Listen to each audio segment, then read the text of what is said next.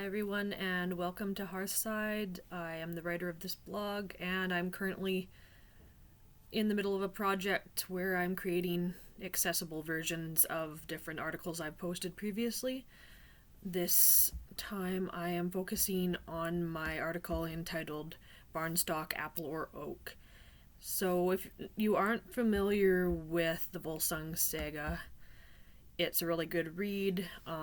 The Jackson Crawford version is very accessible, and I highly recommend it.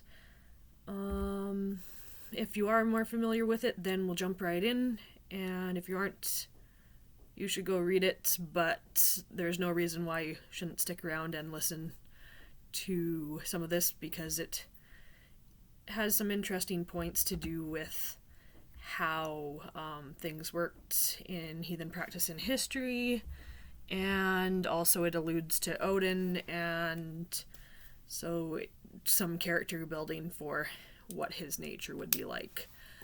So this is something that I was really interested in when I was reading through the Volsung Saga, is Barnstokk the tree, and I've touched on this previously in one of my posts and videos as well. Barnstokk the tree represents, in my opinion, the family luck tree, and this is actually something that exists in Scandinavia. I'm not sure if in current day, but definitely in history, where families would plant a tree, usually an oak, because of their longevity, and it was believed that that tree would hold the luck of the family. And so if something happened to the tree, then that would mean that the luck of the family would diminish. So I see this tree, Barnstokk, as being one of those luck trees. And the unusual thing about Barnstokk is that Barnstokk is inside of the Volsung's hall. And normally a luck tree would be out in the yard at someone's house. But in some ways, it would seem that having a luck tree inside a hall, if that was possible for it to grow that way, would help to protect and preserve the luck. Unfortunately, in this saga, that's not exactly what happens, and in my opinion, if you were to relate this saga in a literature sense, then the whole saga could be viewed as like a tragedy, basically. Not very many things go well for the Volsung's family overall, and definitely by the time the family gets to Sigmund, things are already starting to unravel, and then pretty much everything after Sigurd is unraveling for the family, and things just get worse and worse. But everything that has to do with the diminishment of the family luck stems from an incident in the hall where Odin appears in disguise and thrusts a sword into Barnstokk. And you can think of it symbolically that if he's thrusting the sword into Barnstokk, he's damaging the luck for the family, basically. So there's a few things going on when this happens. And one of them is that he's at this wedding, and historically there were these contests in which the groom would try to remove a sword that had been thrust into a beam in the hall, so usually one of the support beams or something in the hall, and that would show his worth. But instead the sword is thrust into Barnstokk, which is the family's luck tree, and it then is not pulled out by the groom, but instead by Sigmund, and that basically is causing the groom to lose face and be seen as unworthy almost. So he's insulted and then has to retaliate against Sigmund and against the Volsung family, since Sigmund is Volsung's son. And that causes all of the unraveling that occurs for the luck of the Volsung family. The other part of this, and this has to do with what the title is about it, whether Barnstokk is apple or oak, it is this interesting thing in the Old Norse language that both the words for apple and oak also are synonyms for tree.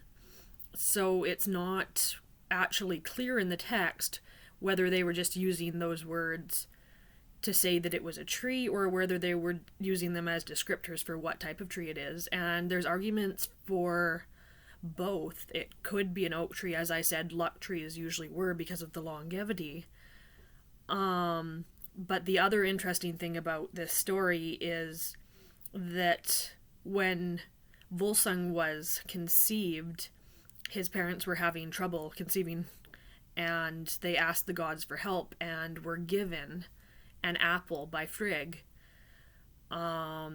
So you could possibly see like this tree that is growing in Volsung's hall might have actually been from one of the seeds from that apple that was supposed to result in Volsung's birth, basically. So the tree doesn't appear until after Volsung is born, so we can think that perhaps they planted the seed from this apple in the hall, and as such it's a luck tree that is associated with the act of Volsung's birth. So in that way you could argue it might be an apple tree. I find this saga fascinating. There are so many things going on, and like even the name Barnstokk. So Barnstokk means, if you translate it literally, it means child stem. So that indicates to me that there's a good chance that this tree grew from that apple seed, because it's talking about child, and you can think that Volsung would be that child. And then stem or stalk, which has to do with the trunk of the tree. So it's like they're basically saying it's the child's tree, it's Volsung's tree. I was looking at some of the associations with the different kinds of trees, and apple trees are associated with health, prosperity, endurance, abundance, and love. So if you're thinking about a tree that would be perfect for a luck tree, health, prosperity, and endurance, and abundance, those seem like things that you would want for your family's luck tree. The same thing if you're looking at oak. There's different things associated with that tree, and one of them is longevity. So that would also be an excellent choice. And then I was looking at it sort of in the context of the lore and the same argument that we're having about what kind of tree is Yggdrasill. So again, we're asking, what kind of tree was it? Is it an ash or an oak? So it just sort of feels like it's echoing that same theme that we quite often discuss in heathen circles. And it's just a very fascinating parallel for me.